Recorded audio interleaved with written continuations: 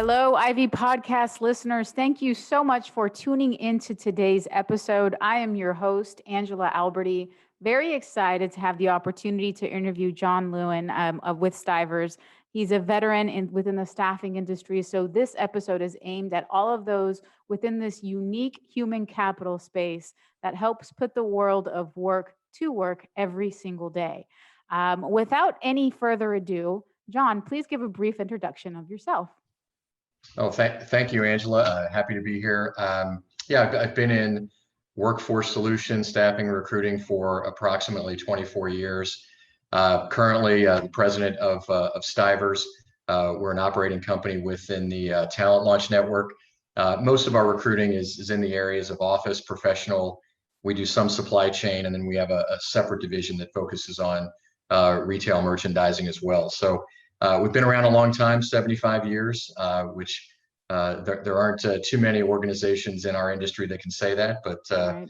yeah, that's a little bit about us. Awesome. Well, thank you for that overview. Great to hear that you guys are segmented out into three different categories. So, as president of Stivers, what does your day consist of? What are your areas of responsibility? I know one day is never the same, especially in this industry, but in a general overview, what are you responsible for? Yeah, sometimes I refer to it as organized chaos at best. But Yes. for Stivers, we really are a growth company. So for us, it's really about not so much growing our physical footprint, but more about putting people to work and growing the organization that way. So for us, it's about impacting lives. A lot of my day, is really spent working with our internal team and making sure that we're focused on both our client. So we've always said we have two sets of customers, really: our candidates that we place out on positions, and then our customers, our employers that we place those candidates with. And so really the majority of my day is really spent focusing on that, whether it's directly, communicating with candidates or clients, or working with the teams across the country that focus on servicing both customer bases, as I would say. Yeah, there's definitely lots of different layers of customer service to handle, especially within this space. But one of the things that attracted me, I guess, when I was looking up the opportunity to podcast interview you, was your background. And you've been at some mega staffing global workforce solutions providers. I'd love to get your take on what that experience has been like going to, in fact, some of the companies that you've been at have probably within that top 10 category in terms of the staffing spend out there. But what has that experience been like going from these mega companies into, well, still a relatively large company like Stivers? I'm sure there's been some differences and nuances that you've picked up in that process. Yeah, I would say in the large company space, and I'm talking, $5 billion and up, probably the major difference there, you do have a lot of resources at your fingertips. And we still have resources here today at Stivers, but maybe not to the extent that you do when you're at one of the large global firms.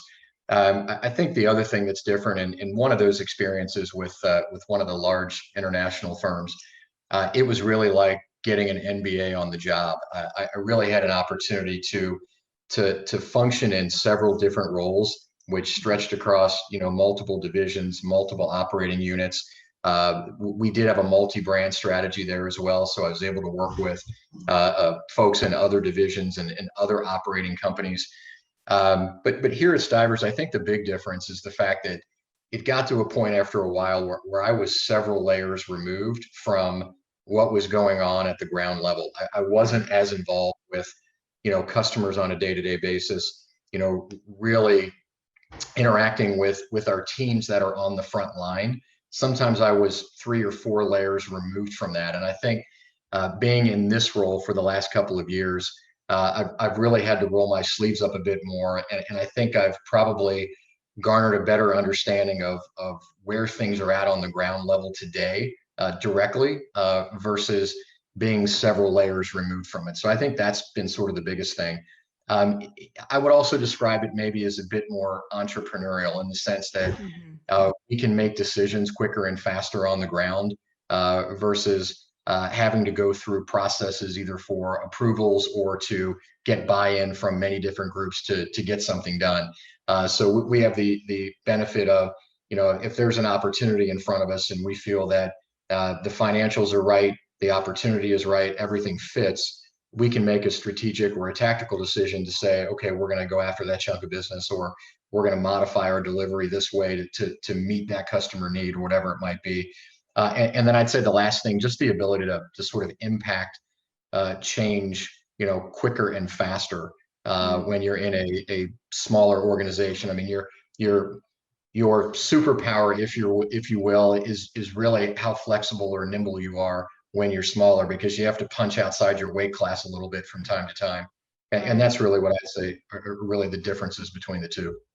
Oh, that's awesome. That's a fantastic take. I came from a global organization as well, and I think one of the benefits that I've learned, at least being part of the organization that I am in now, is, you have a lot more autonomy. It's not as, quite bluntly speaking, bureaucratic. There's things that you can execute on in a much faster pace.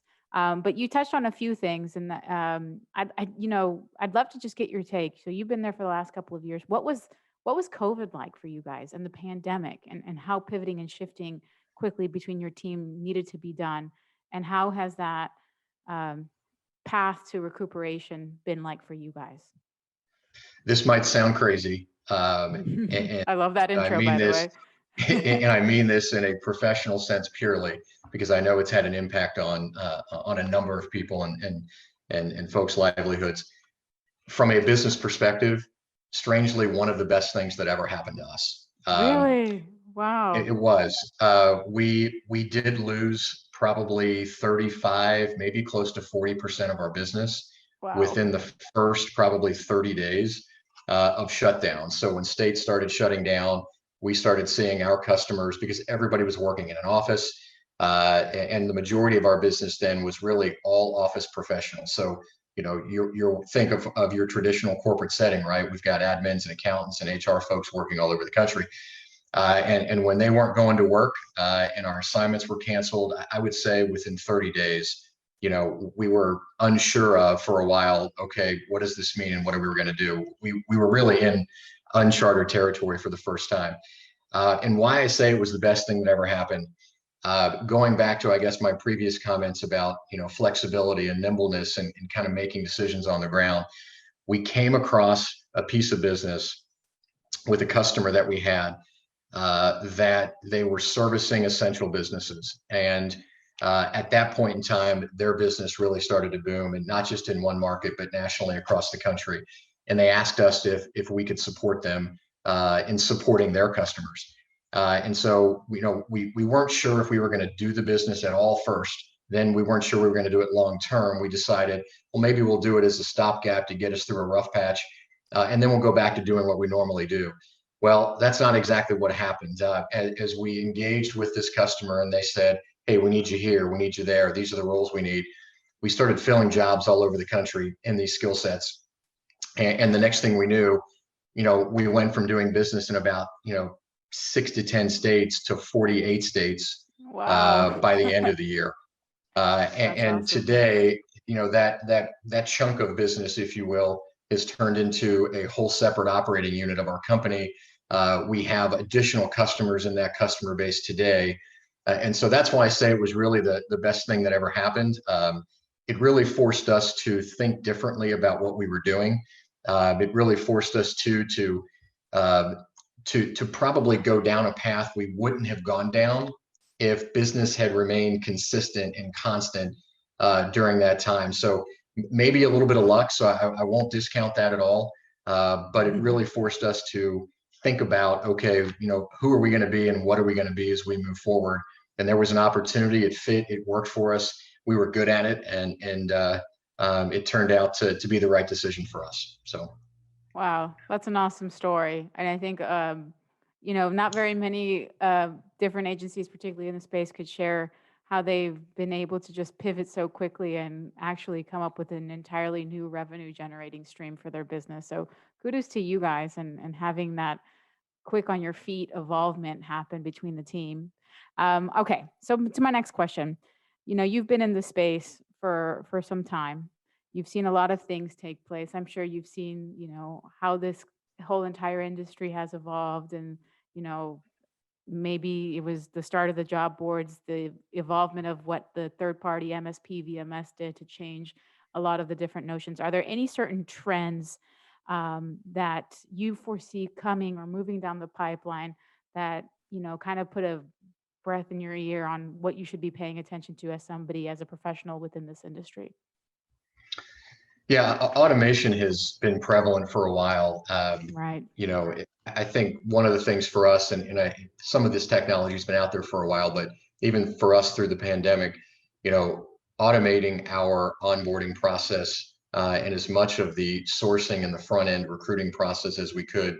It's probably one of the reasons we were even able to take on that additional piece of business. So I think automation and then, artificial intelligence in the sense that there's more matching technology out there today than there used to be, and now you can have, if you have the right system, you can have candidates matched to your jobs, whether you're a recruiting firm like us or even if you're hiring on your own, if you're an employer, and those are all things I don't see changing as we continue to grow within this space. The one thing I think that will happen more, everything in my opinion, when you look at not just our industry, but others, a lot of things are moving to more self-service functionality. And I'm not saying that the staffing and recruiting industry will go down that path entirely, but I think there's a lane for it where, a customer may not want to pick up the phone and call a local branch or call a recruiter. They may want to just get online or get on their phone for that matter, and quickly log into an app or a portal and put that request in, and maybe even match and have candidates linked to their openings on their own, but going through, in our case, a recruiting or staffing firm to do that. I see a place for that as we move forward. I don't think it'll fully replace what a recruiter will do for their customer or for a candidate, but I do think there's a lane for it where I need to get something filled quickly, or maybe I'm used to using the same candidates over and over for my temporary or contract gigs. And again, I know that there's some sort of freelance app stuff out there to do that today, but Hmm. specifically for our industry, I think we're on the front end of that. And that's something that we've been looking into as we move forward. I think having a bit more of a self-service function to what we do, so that really even clients and candidates can interact with each other directly, with little involvement from us at the branch level if they want to. Yeah, 100%. That's going to be aligned with survivability for future agencies, is that capacity to be able to withstand that self-service online, that online presence. And I even think that there's some generational impacts to this as well, as we're looking at what the future workforce, and now millennials and Gen Zers are going to be the largest segment of the workforce here very soon, if not already inching towards Yep. there.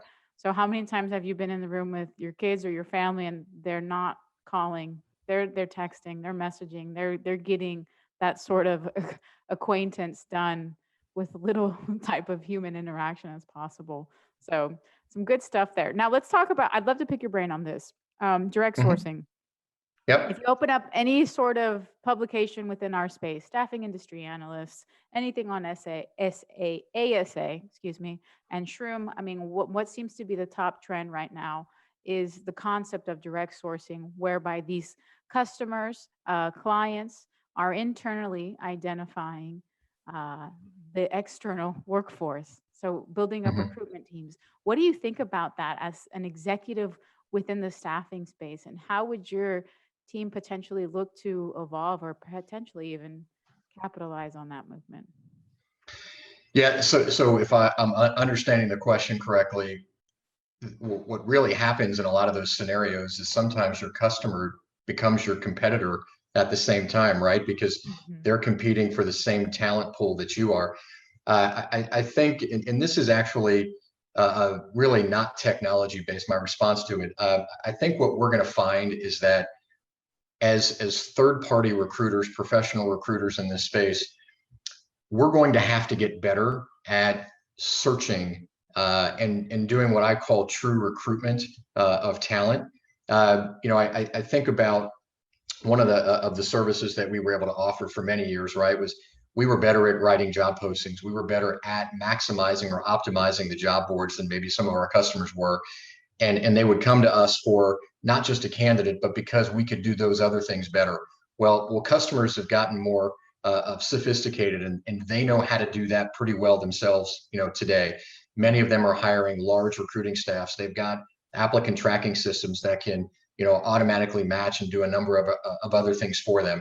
But the one thing I think that they can't do, and I'll go back to the term direct recruitment. I remember when I started in the business many years ago, we had to do tons and tons of direct recruitment to find candidates, and those are, it's not looking for the active job seeker, it's the passive one, but that requires, looking up someone in a directory, for example. So I came out of accounting and finance.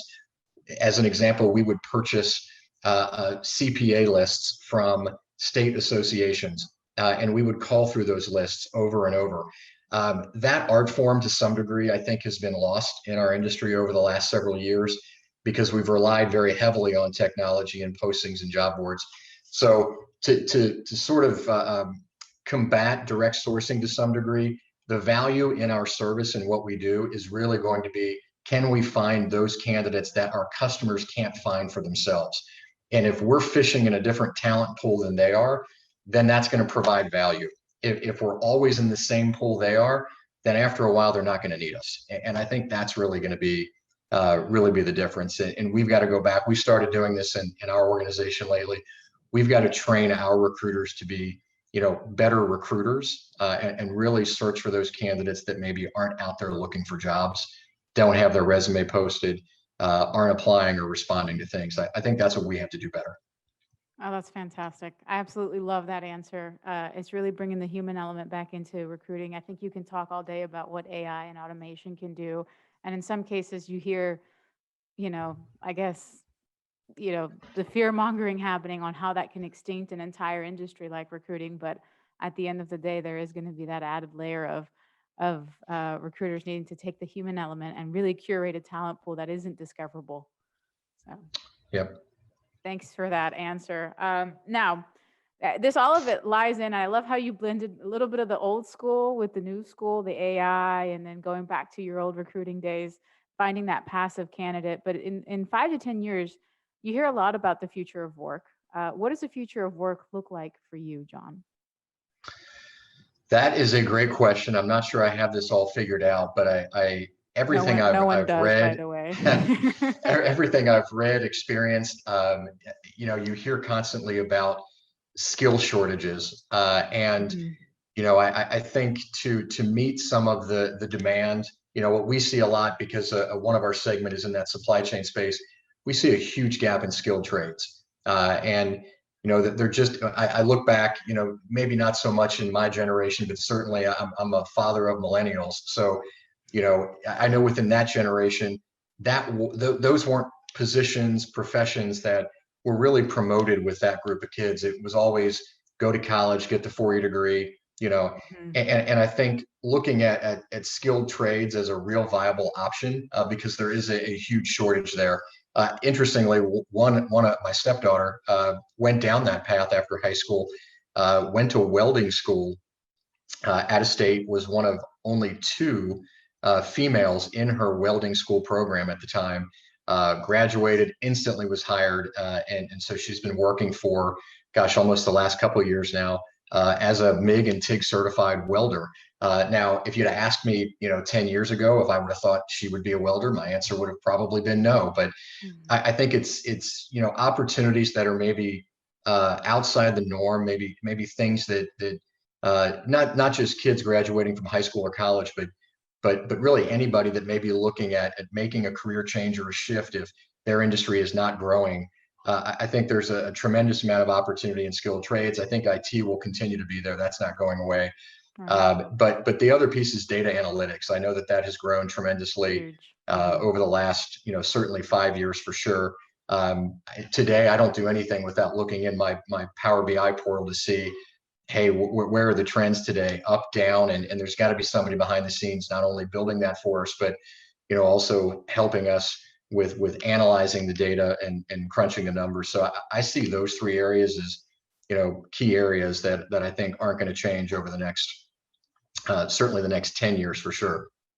Awesome. Awesome. I think you're right. I love the story that you shared with your daughter in law. I think I share the same sentiment. Most of my mother's children are college graduated, but if you look at the one that will hit six figures the quickest and is still doing very well for himself, is the one that went into skilled trade for oil and gas. So there's a lot to be Yeah. said for that, and I think there's definitely a generational impact as to why it is in the state that it is now, but hopefully that's aligned to where the future of work is headed as well. So a recent study, and we actually published this with our staff, said that 40% of executives, one of their top concerns is the demand for talent and finding the right talent for their organizations. Although the executives that were interviewed within the survey were those within the corporate structure, would you say that that aligns with probably one of your top concerns as an executive within staffing? Yes is the short answer. I think what I have found, we can put great strategies together. We can create the verticals and the go-to-market strategies and the tactics around doing that. Have a great plan, but if we don't have good people, great people to execute on that plan, our plan doesn't mean much. And we have found, at least with Stivers since I've been here, we tend to build versus buy, and what I mean by that is we have a profile where we typically look for internal candidates who are from either outside the industry or maybe they're a new college grad and it's their first what I would call professional opportunity. We have had more success with that versus getting candidates that maybe have a lot of industry experience. Mhm. And for whatever reason, that just hasn't translated well into what we're trying to do here at Stivers. But in order to attract that talent, I think what we've tried to do, and I don't know if any of us have cracked the code on this either. It really is about the culture that we've tried to build. Number one, I think. Number two, what sort of learning and development opportunities do we provide them Mhm. to grow? And what I am finding with that, it's not always about climbing the perceived corporate ladder. I'm finding that a lot of our folks are looking for horizontal growth as well. Are there other projects that they can get involved with, Mhm. even if that means they stay in their current role, but they're able to touch or influence or impact other things that we may be doing. You mentioned ASA earlier. We've offered ASA certifications through our organization. So if you've been with us a certain length of time for personal development, we'll pick up the cost on those and get you certified. And that's something that you can take with you, even if you don't stay with us or you stay within the industry and go elsewhere. That's yours. You keep it. It doesn't belong to us. So we're trying to do those sorts of things to not only retain or I'm sorry, attract but retain our talent as well, because I also know that we're going to have to keep a core nucleus of our folks together for a long stretch of time to get where we have to go. I expect there's always going to be some changing parts. We as an industry have a little bit of a high turnover rate as it is anyway. But Mhm. if you can keep a core nucleus of good talent together for a stretch of time, generally that's when you start pulling something together that becomes very meaningful and impactful in people's lives. So that's what we're trying to do. It's pretty awesome. I think you hit on something that, again, going back to the generational impact, millennials are more concerned with, as opposed to climbing the corporate ladder, the fulfillment that they get at work in upskilling, having the ability to put their hands into many different areas and thereby increase their repertoire in whatever it is that they specialize in is super high on the list. So you guys are directly tapping into that. And that leads me to my next question, because you did mention some things about retention. Top of mind, if you think about it, you and I are probably on LinkedIn every day, as most people within this industry are. We are now in the Great Resignation. So this year was originally coined as the Great Rehire because of the comeback story that everyone was anticipating. Lo and behold, we have 9 million job openings, 4 million people resignating in in the month of April alone, which comes out to 2.7% of the working population in 1 month left their job. Tell us a little bit about why you think this is, and you gave us some things on what you can do to retain that talent. But any insight that an opinion that you can give us on the war of retention as it's happening right now? Yeah, I mean, simply put, if you want a job or want to make a job change, you're in the driver's seat. You have options, is the best way to put it. So we've had to maybe educate and re-educate a number of our employers, our customers that we work with to say, look, it's a candidate-driven market at the moment.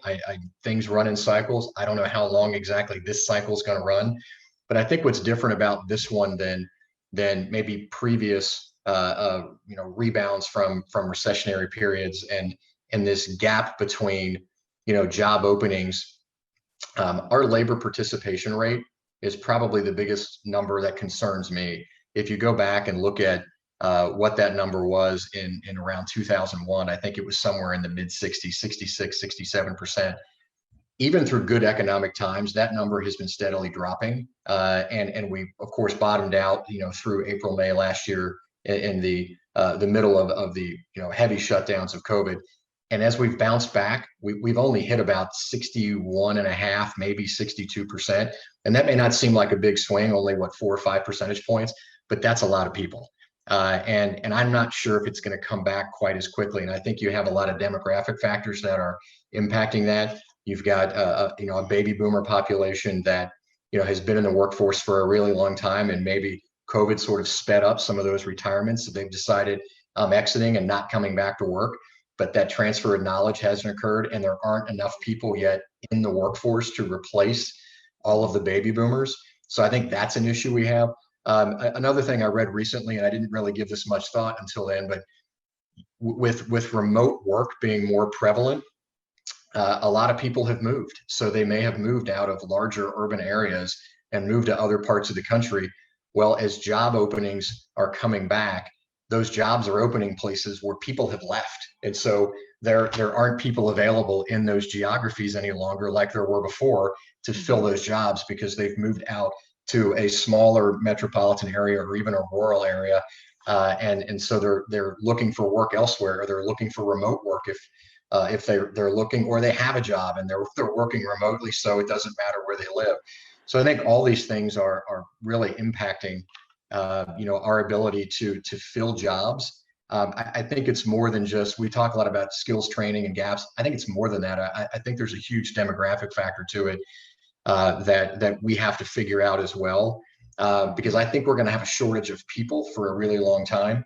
But I do think we're going to see a lot of movement probably through the latter half of this year and early next year, where it's an opportunity and a challenge all at the same time.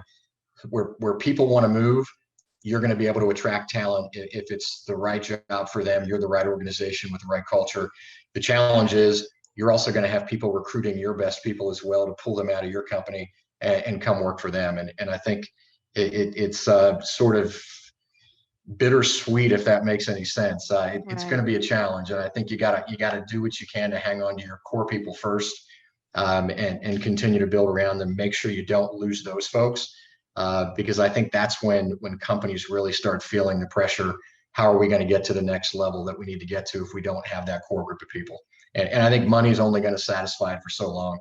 Salaries are starting to move, but I think that's a short-term play. I don't think that's gonna last forever, because there comes a tipping point where companies can't afford to offer anymore, and money's not always the determining factor as to why someone makes a move. Generally, it's they're unhappy. They're looking for growth they don't have, something along those lines. So Yeah. I Well, think that's the some next fantastic 6 to 8 months will be interesting.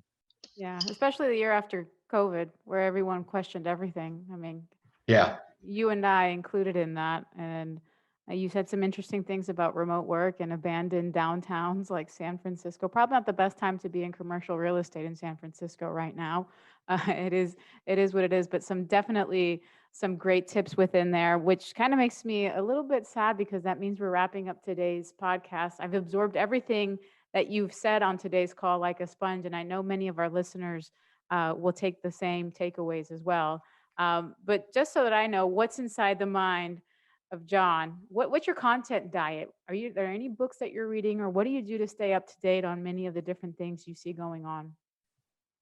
Yeah, I am I'm a bit of a news junkie, which is good and bad some days. But I have a regular routine of getting up, getting the workout out of the way, and then reading the local news, going to the Wall Street Journal. I get a daily feed from uh, the Chicago Business Journal specifically, but it also provides updates for other markets and companies across the country. So that's probably one of the first things I do. From an industry perspective, ASA, the American Staffing Association, and SIA are probably my two biggest sources for anything going on within the industry. I do have an executive coach as well that provides a lot of reading material, most of it in snippets and case studies and things like that.